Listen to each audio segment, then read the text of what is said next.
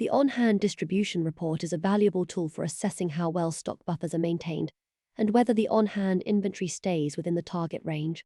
This report tracks the on-hand position of each stock buffer for each date in the past and displays it as a percentage of the top of the green zone value for that date. In the graph view, you'll see all on-hand positions as a percentage of the top of the green zone for all buffers and past dates.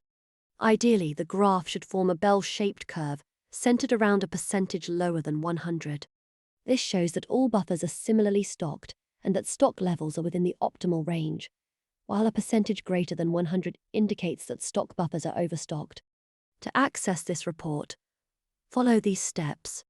First, select DDMRP Buffer on Hand Distribution from the reporting menu. Initially, the graph may not be very informative because it includes all stock buffers, some of which might belong to products not currently sold.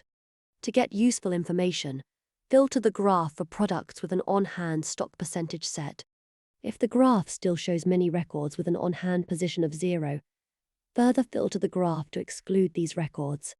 After applying these filters, you'll see how the on-hand position is distributed across your stock buffers for all past dates.